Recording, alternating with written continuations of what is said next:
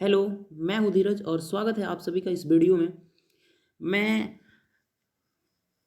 Previous lecture में 30 तक के क्वेश्चंस को डिस्कस किया था और इस लेक्चर में हम 31st नंबर क्वेश्चन से स्टार्ट करेंगे अपने जर्नी को। और क्वेश्चन नंबर फर्स्ट है प्रोग्नोसिस। प्रोग्नोसिस हमें क्या बताना है? सिनोनिमस वर्ड्स को, कैसे वर्ड्स को? सिनोनिमस वर्ड्स को, जो एक दूसरे से क्या है, मिलते जुलते शब्द हैं, यानी कि एक दूसरे के समानार्थी शब्द को, यानी कि पर्यायवाची शब्द को हमें क्या बताना है, इस क्वेश्चन में बताना है। तो पहला क्वेश्चन है हमारे सामने 31st, जिसका जो है प्रोग्नोसिस। प्रोग्नोसिस का अर्थ होता है किसी रोग के पहचान को क्या बोलते हैं? प्रोग्नोसिस। अब इसके सिनोनिम वर्ड की बात करें तो जी हाँ, डायग्नोसिस है, क्योंकि हमने साइंस में बहुत ही अच्छे से पढ़ा है। डायग्नोसिस का अर्थ होता है प्रोग्नोसिस, यानी कि किसी रोग की पहचान को, जब हम अपने बॉडी में अगर अगर हमारे पास कोई सिम्टम है तो सिम्टम के अकॉर्डिंग हम अपने रोग को पहचान पहचान लेते हैं। ओके, तो अगर हम बात करें इस क्वेश्चन नंबर, जो ऑप्शन नंबर ए है, ए ही इसका करेक्ट आंसर है। ओके, अगर हम फोरकास्ट की बात करें तो फोरकास्ट का अर्थ होता है भविष्यवाणी करना। क्या करना? भविष्यवाणी करना। अब भविष्यवाणी करने के लिए हमारे पास तो कई सारे वर्ड्स होते हैं, जैसे कि ना फोरकास्ट। ओके, तो फोरकास्ट हमेशा वेदर के लिए आता है। एक वर्ड है हमारे सामने फोरटेल। क्या? फोरटेल। फोरटेल वर्ड का यूज तब किया जाता है जब हम किसी व्यक्ति के फ्यूचर में क्या होने जा रहा है, हम उसको प्रेडिक्ट करते हैं, तो उसको फोरटेल बोला जाता है। ओके, अगर आप महाभारत देखते हैं तो आपने सुना होगा कि जब कंस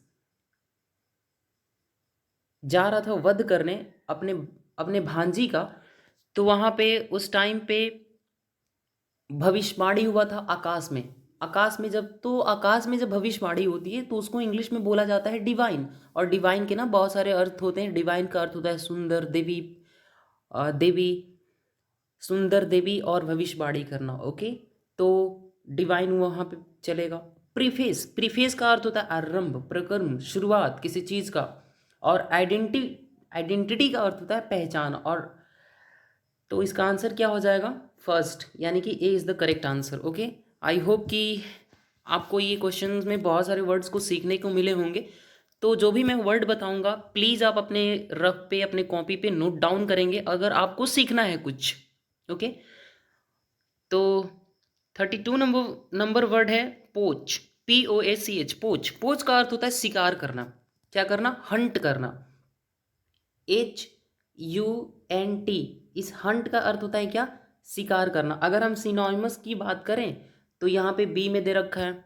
ओके, अगर हम दूसरे तरीके के एंड इसके जो ये कैच वर्ड दे रखा है हमारे सामने, क्या दिया है? कैच। इस कैच का अर्थ होता है पकड़ना। ओके, मैं आपको एक चीज़ बता दूं कि कैच और होल्ड में क्या अंतर होता है। तो अगर कोई चीज़ गति कर रही है, जैसे कि जैसे कि आपके फील्ड में बहुत सारे बॉलर्स बॉल या प्लेयर्स हैं, तो एक गेंद हवा में उछल गई। ओके, तो उसको हम कैच करेंगे। क्यों कैच? मैंने वहाँ पे कैच बोला क्योंकि वो बॉल मोशन कर रही है, गति कर रही है। तो गति जब कोई चीज़ वस्तु करती है तो उसको हम कैच करते हैं, पकड़ते हैं।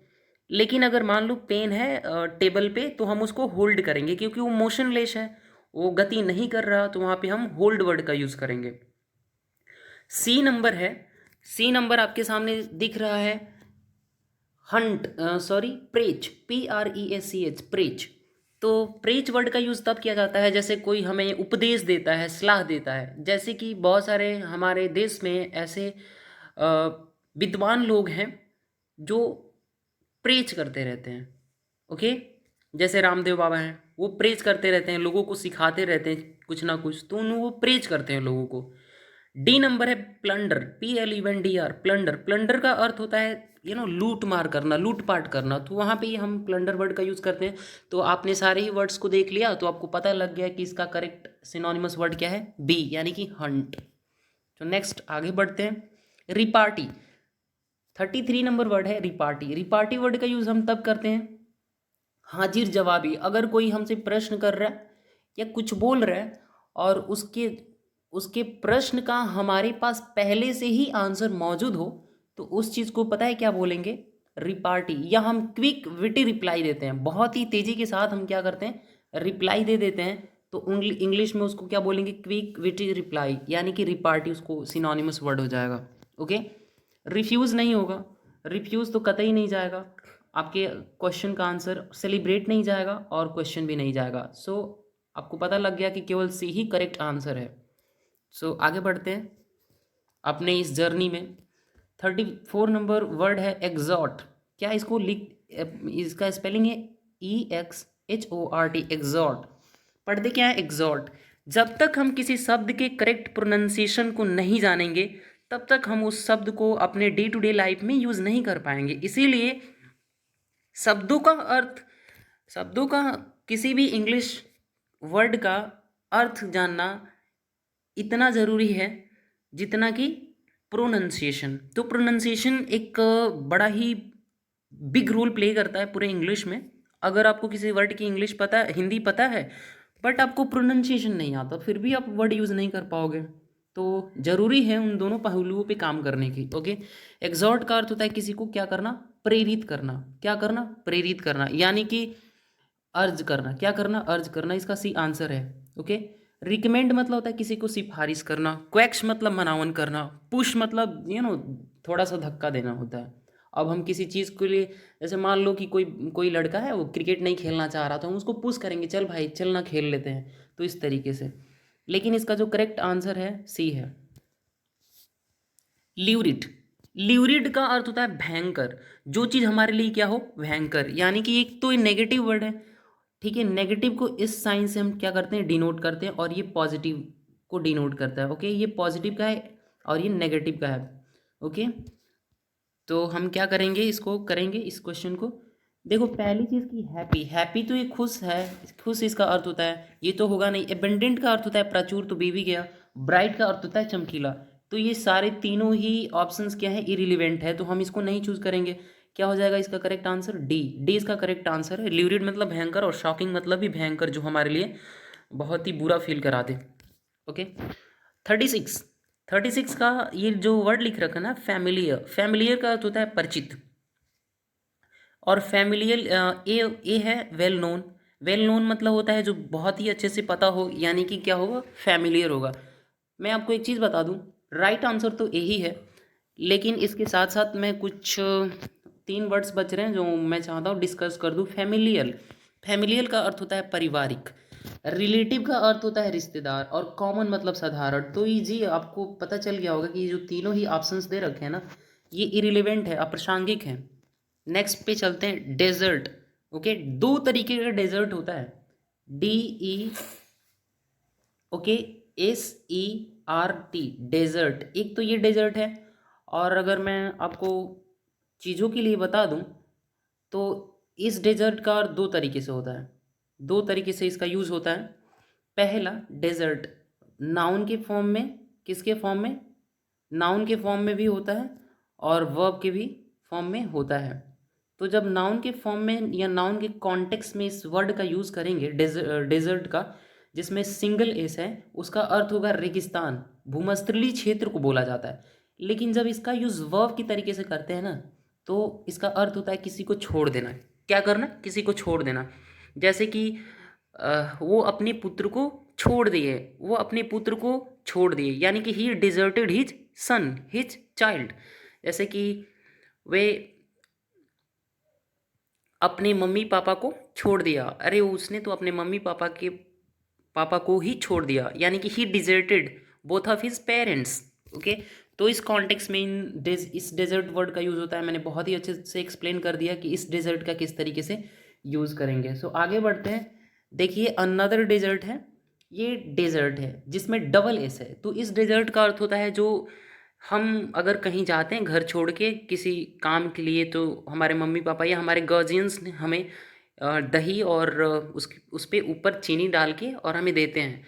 तो उस खाने के बाद जो हम मीठा भोजन करते हैं ना, उसको क्या बोलेंगे? डेजर्ट। तो यहाँ पे इसका कौन सा आंसर है? C is the right answer. Okay, wasteland नहीं होगा, वेस्टलैंड नहीं होगा। एबंडन मतलब होता है किसी को त्याग देना, ये भी नहीं है। हाँ, स्वीट डिश है। और बोर्थ मतलब होता है शोरबा। ओके, हम चल रहे हैं आगे। एफिलिएट, क्या लिख रखा है? एफिलिएट वर्ड है। एफिलिएट के साथ दो प्रेपोजिशंस आते हैं। एफिलिएट के साथ दो प्रेपोजिशन आएगा, एफिलिएट टू और एफिलिएट विद। अगर कोई पार्टी है, क्या है? एफिलिएट। हम यहाँ पे लिख लेते हैं क्या? Affiliate, affiliate. हाँ जी, एफिलिएट है ये। ओके, एफिलिएट के साथ मैंने क्या बताया? दो प्रेपोजिशंस आते हैं। Affiliate to, affiliate to a university. जब हम हमारा स्कूल किसी दूसरे स्कूल से एफिलिएट होता है तो वहाँ पे प्रेपोजिशन टू का यूज़ करेंगे। लेकिन जब कोई पार्टी, यानी कि कोई पॉलिटिकल पार्टी, कोई राजनीतिक दल एक दूसरे से गठबंधन कर लेते हैं, एक दूसरे से मेल मिलाप कर लेते हैं, तो वहाँ पे प्रेपोजिशन क्या आएगा? विद आएगा। एफिलिएट टू अ पार्टी और affiliate to a university. I hope कि ये चीज़ आपको क्लियर हो गया होगा। सो नेक्स्ट आगे बढ़ते हैं। तो आपको पता ही लग गया होगा कि एफिलिएट का यूज़ किस कॉन्टेक्स्ट में हो रहा है। तो एसोसिएट के कॉन्टेक्स्ट में हो रहा है। जो ये ऑप्शन ए दिया है ना, कंट्रोल, इसका अर्थ होगा किसी चीज़ को नियंत्रण करना। और सी है कॉपी करना, मतलब किसी चीज़ को इमिटेट करना, नकल करना। और डी है डिस्क्रिमिनेट, यानी कि भेदभाव करना। नेक्स्ट आगे चलते हैं। एक्सप्लिसिट, एक्सप्लिसिट का अर्थ होता है अस्पष्ट। किसी चीज़, कोई चीज़ क्या है जब अस्पष्ट है, यानी कि क्लियर है। क्या है? क्लियर है। ओबियस का मीनिंग भी होता है अस्पष्ट। लेकिन अगर मान लीजिए कोई चीज़, जैसे कि तुम क्या कहना चाह रहे हो, बहुत ही ओबियस है, तुम्हारे इस इंटेंशन से ही वो ओबियस है। और कॉशियस मतलब होता है सावधान। और ये जो लास्ट में डी ऑप्शन दिया है ना, एक्सो ऑर्बिटेंट, इसका अर्थ होता है, इसका अर्थ होता है क्या? एक्सट्रीमली। क्या? एक्सट्रीमली, XTREMELY, एक्सट्रीमली, यानी कि अत्यधिक। इसका अर्थ क्या हो जाएगा? अत्यधिक। आगे चलते हैं। डिलीजेंट, डिलीजेंट का अर्थ होता है मेहनती। जो व्यक्ति बहुत ज़्यादा मेहनती होता है। तो हमारे ऑप्शन में दे, फर्स्ट है इंटेलिजेंट। इंटेलिजेंट उस व्यक्ति को बोलेंगे जो बहुत ही विद्वान होगा, तो ये तो आंसर होने से रहा। एनर्जेटिक, जो ऊर्जावान होगा, ये तो आंसर होने से रहा। मोडेस्ट का अर्थ होता है विनम्र। विनम्र, विनम्र तो होगा नहीं, तो ये भी गया ऑप्शन आंसर होने से। हाँ, इंडस्ट्रियस, क्या? इंडस्ट्रियस, इंडस्ट्रियस का मीनिंग होता है मेहनती। और डिलीजेंट का भी अर्थ होता है क्या? मेहनती। लेबोरियस का भी अर्थ होगा मेहनती, या सेजुलस का भी अर्थ होगा मेहनती, या सेजुलस या असिजुअस का अर्थ होगा मेहनती। तो जितने भी मैं वर्ड्स बता रहा हूँ, ये एक दूसरे के कॉन्टेक्स्ट में यूज होते रहते हैं, फ्रीक्वेंटली एक दूसरे के मीनिंग शो करते रहते हैं। ओके, सो आई होप कि आपको ये बहुत अच्छे से क्लियर हुआ है। डी इसका ऑप्शन है, आंसर है। 41, 41 है इन्फ्रिएट। इन्फ्रिएट का अर्थ होता है किसी को क्या करना? क्रोधित करना। क्या करना? क्रोधित करना। फर्स्ट ऑप्शन में है बर्न, बर्न तो होगा नहीं। डिसग्रेस मतलब किसी चीज़ को कलंकित करना, कलंकित करना, किसी के रिपुटेशन पे, किसी के प्रतिष्ठा पे आँच लाना, यानी कि दाग लगाना। तो ऐसा तो सेंस नहीं है। थ्रीटेन का अर्थ होता है धमकी देना, ऐसा भी सेंस नहीं है। तो सेंस है क्या? तो वो सेंस है जी हमारे सामने क्या? इनरेज। क्या? इनरेज मतलब तो क्रोधित करना किसी को, किसी को क्या करना? एनॉय करना। किसी व्यक्ति को क्या करना? एनॉय करना। एनॉय, या उसको बोल सकते हो आप इरिटेट करना। क्या करना? ये बहुत ही लोग, ये इरिटेट वर्ड तो बहुत ही कॉमन है। सभी कोई, सब कोई यूज़ करता है इरिटेट वर्ड को, एनॉय वर्ड को, करते यार मुझे पजल मत कर। क्या मत कर? मुझे पजल मत कर। और हाँ, एक चीज़ मैं आपको बता दूं कि ये जितने भी आपके पजल दिख रहा है, आपके एनॉय दिख रहा है, इरिटेट दिख रहा है, इन्फ्यूरिएट दिख रहा है, या इनरेज दिख रहा है, तो इन सारे ही वर्ड्स के साथ प्रेपोजिशन सेम ही आता है। अगर हम बात कर ले किसकी? इरिटेट की। अगर हम बात कर ले जी इरिटेट की, किसकी? इरिटेट की। तो आपको पता होना चाहिए कि इरिटेट शब्द के साथ, किस शब्द के साथ? इरिटेट शब्द के साथ, इन या इनरेज वर्ड के साथ कौन सी प्रेपोजिशन आती है? तो दो प्रेपोजिशन आएगा, इनरेज एट आएगा और इनरेज विद आएगा। क्या? Enrage at and enrage with. तो मैं बता दूं कि इनरेज एट तब आता है जब हम किसी नॉन लिविंग थिंग की बात कर रहे होते हैं, किसी थिंग की, यानी कि किसी चीज़ की बात कर रहे होते हैं। जैसे हमें किसी चीज़ पे क्रोधित हो जाते हैं हम, लेकिन कई बार हम किसी व्यक्ति से भी क्रोधित हो जाते हैं, किसी व्यक्ति के ऊपर भी क्रोधित हो जाते हैं। तो जैसे कि I am enraged at your behaviour, I am enraged at your behaviour with you, at your behaviour with you, you तो एक पर्सन है तो विद आएगा, और लेकिन वस्तु के साथ एट। तो आई होप कि आपको सारे ही वर्ड्स के प्रेपोजिशंस, जिन वर्ड्स के साथ कौन सा प्रेपोजिशन आएगा आपको ये भी सीखने को मिल रहा, और इस वर्ड का अर्थ क्या है और इससे मिलता जुलता शब्द कौन सा बन सकता है, मैं सारी ही चीज़ों को डिटेल में बता रहा हूँ। आई होप कि आपको ये वीडियो बहुत ही अच्छा लगेगा। प्रोस्पेक्टिव, प्रोस्पेक्टिव का अर्थ होता है परिप्रेक्ष्य। क्या? परिप्रेक्ष्य, यानी कि जो हमारा क्या होता है, परिप्रेक्ष्य, प्रोस्पेक्टिव यानी कि पॉसिबल। क्या हो जाएगा इसका आंसर? पॉसिबल। ओके। प्रेसिडेड मतलब पहले से नहीं, प्रॉस्परस मतलब समृद्ध, और परप्लेक्स्ड मतलब होता है कंफ्यूज्ड यानी कि उलझन में। जी हमारा ये भी आंसर नहीं है, हमारा आंसर क्या है? डी। ओके। लाउसी, लाउसी ये आप जो आपके सामने दिख रहा है ना 43 नंबर वर्ड, लाउसी का अर्थ होता है घिनौना। क्या? घिनौना। तो अनबियरेबल जिसको हम सह ना सके, जो असहनीय हो, ये तो आंसर है नहीं, ये तो हमारा आंसर है नहीं। लूज, लूज ये एक क्या है? एडजेक्टिव वर्ड है। लूज क्या है? एक एडजेक्टिव है। आपने सुना होगा LOSS, लॉस। आपने कई बार सुना होगा LOSE, लॉस। और तीसरा वर्ड आपने सुना होगा LOSSE, लूज। जी ये नाउन है, ये LOSE ये वर्ब है, और ये LOSE, लूज, ये एक एडजेक्टिव है। ठीक है। इसका यूज़ नाउन के तरीके से करते हैं। जैसे कि मेरे कंपनी में बहुत, मुझे आजकल मेरे कंपनी में बहुत घाटा महसूस करना पड़ रहा है, घाटा फेस करना पड़ रहा है, यानी कि I am having to face a lot of losses in my company. तो वहाँ पे लॉस आएगा, इसका अर्थ होता है घाटा। ओके। लेकिन LOSE लिखते तो लॉस है, लेकिन पढ़ती लूज है इसको। ठीक है। ये वर्ब है, जैसे कि उसने अपने भाई को खो दिया है, यानी कि he has lost his brother, और इसका इस लॉस का थर्ड फॉर्म होता है लॉस्ट, LOST, लॉस्ट। ओके। और जो थर्ड नंबर पे वर्ड है, ये तो फर्स्ट रहा, ये सेकंड रहा, और ये क्या रहा? थर्ड। जो थर्ड नंबर पे वर्ड है आपके सामने, ये है LOSE, लूज। लूज एक एडजेक्टिव है। जैसे कि आपने ढीले, आपका चैन ढीला है, आपकी गाड़ी का चैन ढीला है, the chain of your vehicle is loose. तो लूज एडजेक्टिव के रूप में यूज किया जाता है। अरे भाई तूने कितना ढीला पैंट पहन रखा है, तो वहाँ पे वो उसका जो पैंट के पहले ये जो ढीला वर्ड आ रखा है ना, वो उसको क्वालिफाई कर रहा है, उसके बारे में डिटेल बता रहा है, उसका उसका विशेषता बता रहा है। तो वो विशेषण हुआ। विशेषण को इंग्लिश में एडजेक्टिव बोलते हैं। लिखते एडजेक्टिव है, पढ़ते एडजेक्टिव है। ओके, नेक्स्ट आगे चलते हैं। सो जो इसका आंसर हो जाएगा ना, क्या हो जाएगा? वावफुल। स्टिंकिंग नहीं होगा इसका आंसर, स्टिंकिंग नहीं होगा। नेक्स्ट आगे चलते हैं। एसेंटुएटेड, एसेंटुएटेड का अर्थ होता है किसी चीज़ पे क्या देना? जोर देना। क्या देना? एसेंटुएट, सॉरी सॉरी सॉरी, एसेंटुएट का अर्थ होता है किसी चीज़ को क्या करना? कमज़ोर बनाना। क्या करना? कमज़ोर बनाना। ये जो एक्शेंट है ना, इस एक्शेंट का अर्थ होता है एक्शेंट एंड प्रोनाउंसिएशन। जो हम बोलते हैं, जो हम उच्चारण करते हैं, उस उच्चारण को इंग्लिश में बोलेंगे एक्शेंट, या दूसरे वर्ड में बोले तो प्रोनाउंसिएशन। लिखते प्रोनाउंसिएशन है, पढ़ते प्रोनाउंसिएशन है। क्या करना? कमज़ोर करना।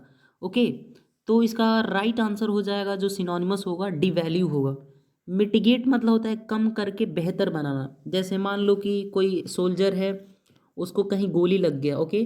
तो जहाँ पे गोली लगेगा, जिस अंग पे, जिस आर्गन पे, उस आर्गन को काट कर उसको अलग कर दिया जाएगा, एम्प्यूटेट किया जाएगा, मिटिगेट किया जाएगा उसको, और उस अंग को काट के अपंग करेंगे, और फिर जो वहाँ पे दर्द हो रहा है ना, उसको काट के अलग उसको कम करेंगे, यानी कि असिजुएज करेंगे, एलिबिएट करेंगे। ओके। थर्ड नंबर है शार्पेंड। शार्पेंड का अर्थ होता है किसी चीज़ को बहुत ही तेज़ बना देना। जैसे कोई चाकू है, जो कोई चोभा है, उसको हम शार्पेन करेंगे। जैसे कि हम शार्पेन वर्ड का यूज़ तो पॉजिटिवली भी करते हैं, जैसे कि यार अपने माइंड को शार्पेन करो, अपने माइंड को शार्पेन करो। ओके। तो आई होप कि ये आपको पता लग गया होगा कि बी इसका करेक्ट आंसर है। प्रेडोमिनेंटली, प्रेडोमिनेंटली का अर्थ होता है मुख्य रूप से। क्या? मुख्य रूप से। इम्फेटिकली पहला है, दूसरा फोर्सफुली है, तीसरा मोस्टली है और डी प्रोफाउंडली है। तो प्रेडोमिनेंटली का अर्थ होता है इम्फेटिकली, इम्फेटिकली। क्या इसका राइट आंसर है? इम्फेटिकली। फोर्सफुली मतलब बलपूर्वक, मोस्टली मतलब होता है ना सर्वाधिक रूप से, और प्रोफाउंडली मतलब गहरा। हम गहरे को बताने के लिए, जैसे मान लो ये ओशियन है, इस ओशियन में वाटर है। क्या है इस ओशियन में? वाटर है। ये मान लीजिए कि ओशियन है और इस ओशियन में क्या है? वाटर। तो जो गहराई है ना इसकी, जो उसको क्या बोलेंगे? प्रोफाउंडली। ओके, यानी कि डीपली। जैसे कि तुम बात कर रहे हो, अगर डीपली देखा जाए तो इसमें सत्यता है, इस तरीके से भी यूज कर लेंगे इस वर्ड को। 46 नंबर वर्ड है पॉसिटी। जी दोस्तों, पॉसिटी का अर्थ होता है कमी या अभाव। क्या? कमी या अभाव। जैसे कि बलिया में पानी का अभाव नहीं है, बलिया में पानी का अभाव नहीं है, तो there is no paucity of water at Ballia. तो पॉसिटी का अर्थ क्या है? अभाव या कमी। तो जो इसका करेक्ट सिनोनिमस वर्ड हो जाएगा वो हो जाएगा जी, है ना, शॉर्टफॉल। क्या हो जाएगा? शॉर्टफॉल, मतलब कि किसी चीज़ की कमी होने होना। जो ये आपके सामने दिख रहा है सिंसियरिटी वर्ड, जो ये आपके सामने ये जो सिंसियरिटी वर्ड दिख रहा है, इस सिंसियरिटी वर्ड वर्ड का अर्थ होता है ऑनेस्टी, ईमानदारी। पब्लिसिटी मतलब होता है ना सरलता किसी चीज़ की। ओके, और डाउनफॉल मतलब होता है गिरावट। तो ये तो आंसर होने से रहा। ओके,